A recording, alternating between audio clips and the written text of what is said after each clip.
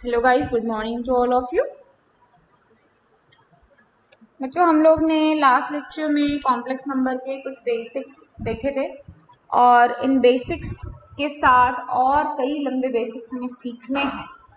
Basics यहाँ ख़त्म नहीं हुए हैं, तो अब हमें देखना है अलजेब्रा ऑफ कॉम्प्लेक्स नंबर्स। तो अलजेब्रा ऑफ कॉम्प्लेक्स नंबर क्या है? Now what is the algebra of complex number? Plus, minus, commutative, associative, ये जब प्रॉपर्टीज हम लोग चेक करते हैं तो उसको अलजेब्रा ऑफ कॉम्प्लेक्स नंबर बोलते हैं। एडिशन, मल्टीप्लिकेशन, सब्सट्रैक्शन कैसे होती है इन नंबर्स की। तो हर एक मैथ्स का जो टॉपिक है उसमें एडिशन सब्सट्रैक्शन के अलग अलग रूल है। जैसे हमने सेट्स में ऐड कैसे करना है यूनियन, है ना, ऐसा देख। इनटू कैसे करना है, तो वो इनटू मतलब इंटरसेक्शन। वैसे ही हर एक पार्ट में आपका जो क्या बोलेंगे उसको, रूल्स जो है अलजेब्रा ऑफ स्टेटमेंट के, वो थोड़े डिफरेंट डिफरेंट होते हैं। सो हेडिंग देना है आपको अलजेब्रा ऑफ कॉम्प्लेक्स नंबर्स। तो उसमें सबसे फर्स्ट है equality of two complex numbers. Equality of two complex numbers. So first equality of two complex numbers heading देना है आपको, बुक में से ही लिखना है, अलग से मैं आपको लिखकर नहीं दे रही हूँ यहाँ पर। तो टू कॉम्प्लेक्स नंबर है, suppose a is equals to z is equals to a plus i b और z2 is equals to c plus i d. तो इसको हम इक्वल कब बोलेंगे? तो एक्चुअली ये जब इक्वल होंगे तब इनको इक्वल बोलेंगे, जैसे हमने सेट्स में देखे थे इक्वल सेट्स। तो x plus 4 y plus 9 is equals to order set में जब इक्वालिटी होता है तो फर्स्ट कंपोनेंट फर्स्ट के साथ इक्वल, सेकंड कंपोनेंट सेकंड के साथ इक्वल। तो हम लोग कंपैरिजन किए हैं एक्सरसाइज 2.1 में, 2.2 में क्वेश्चन नंबर 1 जो है, जस्ट लाइक दिस। तो जो दो कॉम्प्लेक्स नंबर है z1 और z2, ये इक्वल कब होगी? जब उनके रियल रियल पार्ट इक्वल होंगे और कॉम्प्लेक्स कॉम्प्लेक्स पार्ट इक्वल होंगे, एट दैट टाइम हम उसको इक्वल बोलेंगे। जैसे हमने वहां देखे थे कि x plus 4 y plus 9 is equals to 2 3, इसको बोलते हैं इक्वल। तो अभी भी ये देगा x plus i4 x plus i9 is equals to 3 4। अब कंपेयर करो और y की वैल्यू फाइंड हो जाएगा। दिस इज द इक्वालिटी, मतलब कंपैरिजन के लिए इक्वालिटी हम यूज करते हैं। जब भी हमको दो कंपोनेंट्स को कंपेयर करना होता है तब हम लिखेंगे by equality of sets, by equality of sets.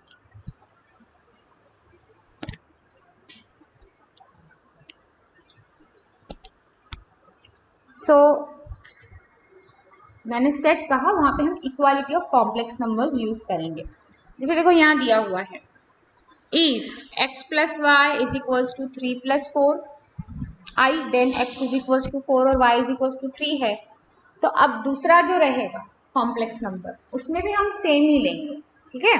या फिर जब कंपैरिजन करेंगे तो हम यहाँ पर लिखेंगे, अब मुझे लिखना है x plus i 4 is equals to 3। कैसे लिया मैंने? By equality of complex number के डेफिनेशन से मैं दोनों को कंपेयर करूंगी। एडिशन, तो एडिशन जब भी करना है कॉम्प्लेक्स नंबर का, एडिशन, सब्सट्रैक्शन, मल्टीप्लिकेशन, इनके इसमें जब हम ऐड करते तो रियल रियल पार्ट ऐड होगा, कॉम्प्लेक्स कॉम्प्लेक्स मतलब इमेजिनरी इमेजिनरी ऐड होगा। अब अगर z1 is equals to a plus i b है, जहां जहां मैं रेड मार्क कर रही हूँ वो आपको लिखना है। इसमें बताऊंगी कितना लिखना है। तो अगर z is equals to a plus i b है और z2 is equals to c plus i d है, तो a और c का सम होगा। जब हम सम करेंगे इन दोनों का तो a प्लस c साथ में रहेंगे, b प्लस d साथ में रहेंगे, i को हम कॉमन निकालेंगे। तो फर्स्ट पार्ट क्या आया आपका? रियल पार्ट आया। आपका आंसर क्या आया? z is equals to a plus c मतलब रियल पार्ट आया आपका। z1 plus z2 real part मतलब जिनके पास इमेजिनरी नहीं है। फिर आई आया, फिर b प्लस डी आया, तो plus imaginary part of z1 plus z2 आया है यहाँ पे, ठीक है। तो इमेजिनरी अलग लिखेंगे और रियल को अलग लिखेंगे। फॉर एग्जाम्पल अब देखो जैसे ये एग्जाम्पल था, तो जो रियल रियल है उसको कलेक्ट करो और जो इमेजिनरी इमेजिनरी है उसको कलेक्ट करो। 2 + 4 अलग होगा, 3 + 3 अलग हो जाएगा, 6 + 6 आई। नाउ दिस, अब 3 आए, एग्जाम्पल्स लिखना आप लोग, ये एग्जाम्पल्स भी लिखना है। तो आप देख सकते हैं -2 7 6, जिनके पास आए नहीं है वो वाले, और जिनके पास आए है उसको अलग करना। जैसे इसको इसको और इसको हम लिखेंगे एक ब्रैकेट में, और फिर इनका सम अलग से, इनका सम अलग से। अब अगर 3 कॉम्प्लेक्स नंबर है, मोस्ट इंपॉर्टेंट प्रॉपर्टी जो एग्जाम में पूछी जाती है, बुक में ही पढ़ा रही हूँ क्योंकि आपका बहुत जल्दी फर्स्ट टर्म होगा, उसमें कॉम्प्लेक्स नंबर चैप्टर आएगा। So we must have to complete this chapter as soon as possible. Properties of addition Z1, Z2, Z3 are the complex number. अगर 3 कॉम्प्लेक्स नंबर हैं तो अगर हमने Z1 + Z2 दो को सम किया तो वो सेम ही आएगा Z2 + Z1 के साथ में, दोनों सेम आएंगे। आपको उसको Z1 + Z2 ऑर्डर में रखने की जरूरत नहीं है क्योंकि वो कम्यूटेटिव है, ये कम्यूटेटिव प्रॉपर्टी है। कौन सी प्रॉपर्टी बोलते हैं इसको?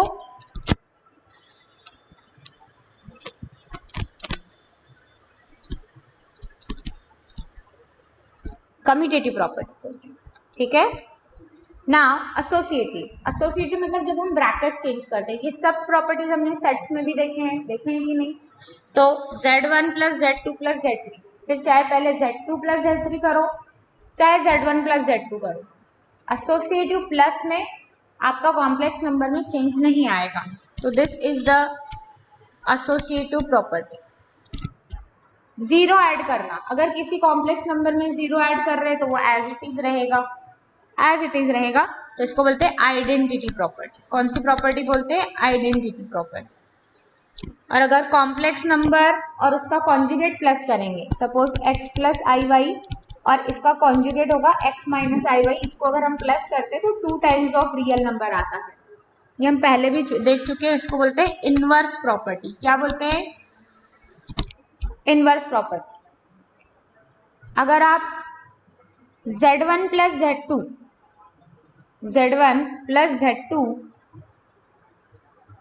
कोई बहुत बड़ा कॉम्प्लेक्स नंबर है, किसी का कॉन्जुगेट, अगर आप Z1 + Z2 करके उसका कॉन्जुगेट करते हो, जैसे यहाँ पर मेरा आंसर आया 2x, अगर इसका कॉम्प्लेक्स कॉन्जुगेट में करती तो वो भी 2x ही आएगा, ठीक है। और इनके कॉन्जुगेट्स करके अगर मैं प्लस करती हूँ तो भी वो Z1 + Z2 के जितना ही आएगा। इसको मैं एग्जाम्पल में लूंगी कि Z1 + Z2 का कॉन्जुगेट किसी 2 कॉम्प्लेक्स नंबर का कॉन्जुगेट, जैसे A + C और +I B + D। अब इसका कॉम्प्लेक्स कॉन्जुगेट क्या होगा? A + C - B + D, ये होगा इसका कॉम्प्लेक्स कॉन्जुगेट। मैंने 2 कॉम्प्लेक्स नंबर को प्लस किया है और फिर उसका कॉम्प्लेक्स कॉन्जुगेट निकाला है। अब चाहे आप डायरेक्ट भी पूरा प्लस करके उसका कॉन्जुगेट निकालते तो भी सेम आएगा। स्केलर मल्टीप्लाई, तो वही पूरा जैसे हम मल्टीप्लाई करते हैं, स्केलर मतलब एक नंबर से ब्रैकेट के अंदर इंटू करना, k × z करना, एक नंबर से इंटू करना। अगर आपका कॉम्प्लेक्स नंबर a + ib है और इसको किसी k नंबर से इंटू करना, जैसे ka i k b, वो k के साथ b इंटू होगा, a भी इंटू होगा अगर वो एक नंबर है तो, रियल नंबर है तो। जस्ट लाइक दिस कि 5 से इंटू करना है, 5 × 7 35, और 3 से इंटू करेंगे तो हो जाएगा 50। पूरा का पूरा पेज लिखना है आपको, जो मैं समझा के दे रही हूँ लिखना है। सेम सब्सट्रैक्ट करेंगे, रियल से रियल, कॉम्प्लेक्स से कॉम्प्लेक्स। अगर हमें 2 कॉम्प्लेक्स नंबर, अब इसका क्या होगा देखो, A - C क्यों लिखा? मैंने रियल को कलेक्ट करना है, फिर प्लस I लिखना बाहर, B - D, फिर से मैंने क्या किया? रियल को कलेक्ट किया, रियल को अलग, इमेजिनरी को अलग। पूरे चैप्टर में इसी को ध्यान रखना है, रियल को अलग, इमेजिनरी को अलग, ठीक है। तो आपका आंसर क्या है? यहाँ देखो, real part of Z1 - Z2 plus I imaginary part of I1 minus I2 आया है। यहाँ पे देखो ये I माइनस I2 है, मतलब इमेजिनरी पार्ट है Z1 और Z2 का, और ये क्या है आपका, ये रियल पार्ट है Z1 और Z2 का। दिस इज, ये मिला है हमको, ठीक है। एग्जाम्पल देख सकते हैं आप, जैसे 4 में से -2 कर लिए, 3i में से -i कर लिए तो 2i बचेगा। Multiplication most important concept. तो मल्टीप्लाई कैसे करेंगे, जैसे दो ब्रैकेट मल्टीप्लाई करते हैं, जैसे a प्लस आई बी और c प्लस आई डी, ये अगर दो कॉम्प्लेक्स नंबर है जिनका मुझे प्रोडक्ट करना है, तो a plus a into c plus i d plus i b c plus i d again. तो a से इंटू करेंगे a c plus i a d plus i b c plus i square b d, a c plus i a d i b c i square -1 होता है और b d. तो real part जिनके पास ए नहीं है उनको सेपरेट करो, और जिनके पास आई है उनको सेपरेट करो। हो गए सेपरेट, कहानी खत्म। बनाना है आपको अब 3 का मल्टीप्लिकेशन। ऊपर हमने जो अलजेब्रा ऑफ स्टेटमेंट दिखे वो देखे एडिशन में, अभी हम देख रहे हैं मल्टीप्लिकेशन। ये 3 कॉम्प्लेक्स नंबर को अगर मल्टीप्लाई करना है तो उसमें कम्यूटेटिव एसोसिएटिव प्रॉपर्टीज होती है क्या। तो फर्स्ट है आपका Z1 into Z2 Z2 into Z1, मतलब Z1 इंटू Z2 करो चाहे Z2 इंटू Z1 करो, आंसर आपका सेम आएगा, ठीक है। कई मैथमेटिकल मेजर्स है, मतलब कुछ चैप्टर कुछ टॉपिक है जहां पर ये प्रॉपर्टीज होल्ड नहीं करती, इसके लिए हर एक टॉपिक में उन लोग बताता है। एसोसिएटिव, ये कौन सी प्रॉपर्टी है, कम्यूटेटिव प्रॉपर्टी, कि आप कैसे भी इंटू करिए चलेगा। एसोसिएटिव, 3 अगर कॉम्प्लेक्स नंबर है तो पहले इनका करो तो भी आंसर सेम आएगा, चाहे पहले इनका करो प्रोडक्ट तो भी आंसर आपका सेम ही आएगा, ठीक है। तो ये कौन सी प्रॉपर्टी है, एसोसिएटिव प्रॉपर्टी। इसको बोलते हैं आइडेंटिटी प्रॉपर्टी। जब हमने 1 से प्लस किया तो भी आंसर वही आना है, और इसको बोलते हैं इनवर्स। Z1 इंटू Z2 का जो कॉन्जुगेट आएगा वही Z1 इंटू Z2 का आएगा, पूरे का conjugate is equal to Z1 into Z2 का कॉन्जुगेट। देखो इसका एग्जाम्पल लेंगे हम लोग, ये वाली प्रॉपर्टी ऊपर एडिशन में और मल्टीप्लिकेशन में दोनों का मैं एग्जाम्पल लूंगी। Most important most important thing ये समझाऊंगी मैं अभी आपको। Z is equal to a plus i b है, तो Z into z bar a square plus b square होगा कैसे। तो अगर Z is equal to a plus i b है तो Z bar is equal to a minus i b होगा, और Z इंटू जेड बार अगर हम करते हैं तो ये हो जाएगा ए plus i B A minus i B. अब ए प्लस बी और ए माइनस बी क्या होता है, a square minus b square. तो ए स्क्वायर माइनस आई का -1 into b square is equal to होता है a square plus b square, ठीक है। अब हमें पता है कि आई की वैल्यू जो होती है वो √-1 होती है, आई स्क्वायर की वैल्यू -1 होती है, आई क्यूब की वैल्यू -i होती है, और आई पावर 4 की वैल्यू 1 होती है। लेकिन अगर यहाँ पे आपको हंड्रेड्स में वैल्यू पूछ लिया, आई पावर 100 क्या होता है, तो क्या करोगे, आई पावर 100 क्या होता है, तो कैसे निकालेंगे। देखो आई का power 4n is equal to होता है 1। इसका मतलब क्या है कि आई के पावर में अगर 4 का मल्टीपल आता है, जैसे आई पावर 100, ये होगा 1, क्योंकि आई जो है 4 इंटू 25 होता है। अगर वो 4 का मल्टीपल है आई का पावर तो उसका आंसर होगा 1। जैसे आई पावर 20 होगा 1, आई पावर 36 होगा 1, ठीक है। जिसको हम 4 से डिवाइड करते हैं तो आपका रिमाइंडर 0 आता है, ऐसा नंबर। नंबर 2, i का पावर 4n और प्लस 1 इज इक्वल्स टू होता है i। क्या होता है i? अब ये क्या है कि जब i का मल्टीपल ना हो, एक से ज्यादा हो, फॉर एग्जाम्पल i पावर 21। अब अगर 21 को 4 से डिवाइड करते हैं हम तो रिमाइंडर कितना बचता है 1। तो जहां आपका रिमाइंडर 1 है, मतलब देखो कि 20 तो जाता है बट 21 4 से डिवाइड नहीं होता है, प्लस 1 बच रहा है, प्लस 1 बच रहा है, तो इसका आंसर होगा i। अगर मैं i पावर ले लेती हूँ 37 तो 36 डिवाइड होता है, 37 एक से बड़ा है, 4 से डिवाइड नहीं होगा, तो इसका आंसर होगा i पावर 401 तो 400 डिवाइड होता है बट 401 एक से ज्यादा है, रिमाइंडर 1 है, इसीलिए हो जाएगा i। Number 3 i power 4n plus 3। For example ये होता है -1 टू -1 ये आएगा +2 आएगा, पहले +2 आएगा, +2। तो जहां रिमाइंडर +2 है, जैसे i का पावर 18, 16 + 2 18, 16 तो डिवाइड होता है ना, रिमाइंडर कितना बच रहा है 2 से बच रहा है, इसके लिए ये हो जाएगा -1। जैसे i का पावर 102 -1, क्योंकि 102 को हम अगर 4 से डिवाइड करते हैं तो कितना रिमाइंडर बचता है 2 रिमाइंडर बचता है, इसीलिए जहां रिमाइंडर 2 बचता है वहां -1। i का पावर 1002 आ गया तो भी -1, क्योंकि 1000 तो 4 से डिवाइड होता है ना, होता है, इसीलिए। Number 4 i power 4n plus 3। अब रिमाइंडर बच रहा है आपका 3, तो आंसर होगा -i। For example i power 17 -1, i power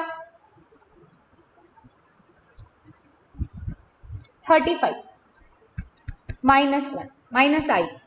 क्यों कि 32 तो डिवाइड होता है, 33 34 35 3 से बड़ा है, 3 नंबर से बड़ा है।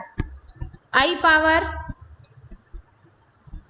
83 80 डिवाइड होता है, 3 से बड़ा आ रहा है, 3 से बड़ा आ रहा है, तो -i। ठीक है, ये एग्जाम्पल के साथ आपको लिखना है।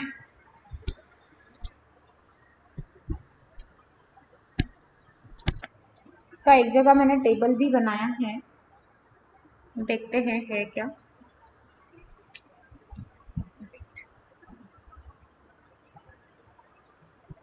एक अच्छा सा टेबल इसका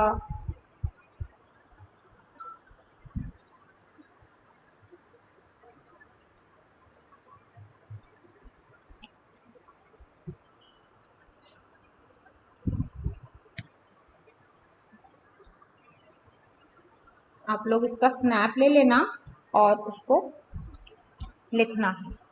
ठीक है, मैं आपको देती हूँ इसका स्नैप।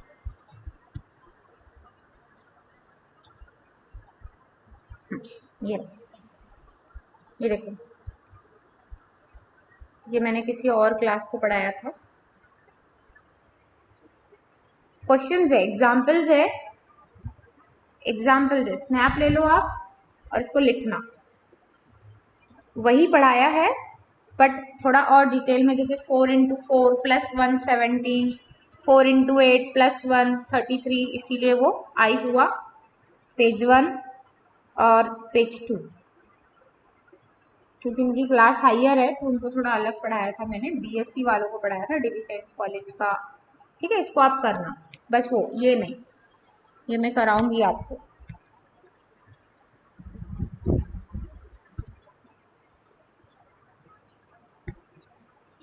ठीक है गाइज, इतना करना है, जो मैंने आज जितना पढ़ाया है उतना कंप्लीट करेंगे।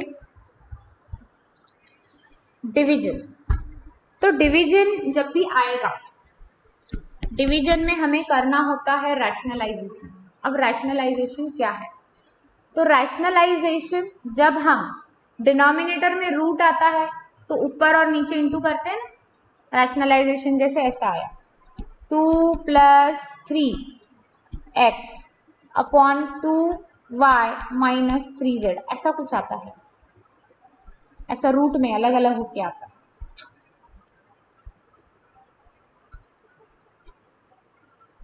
जैसे 7 + 7x अपॉन रूट में आ गया, ये भी रूट में है 7 माइनस रूट 7x, तो इसको आपको रैशनलाइज करना पड़ता है। 10th CBSE में था कॉम्प्लेक्स कॉन्जुगेट से, मतलब जो साइन नीचे है उसके अपोजिट साइन से हम नीचे और ऊपर इंटू करेंगे। देखो दिया है dividing Z1 and Z2 bye it's complex conjugate, complex conjugate of denominator C + ID का इसके एग्जाम्पल्स हैं। तो हमें रैशनलाइज करना पड़ता है कि डिनोमिनेटर में आपका कभी भी आई नहीं रहना चाहिए, ठीक है, डिनोमिनेटर में आई नहीं रहना चाहिए। तो जो जो एग्जाम्पल्स मैं आपको टिक करके दे रही हूँ सॉल्व वाले, उसको बनाना है ही नहीं आपके लिए क्वेश्चंस। चलो कोई बात नहीं, कल से हम एग्जाम्पल स्टार्ट करेंगे। डायरेक्ट मैं एक्सरसाइज से ही लूँगी आपका, क्योंकि सेम है, सॉल्व और एक्सरसाइज सेम है। एक्सरसाइज करा दूंगी फिर सॉल्व समझा दूंगी, ठीक है। चलो पहले आप आज बेसिक्स कर लो, उसके बाद आगे बढ़ते हैं। Okay bye bye, take care, thank you.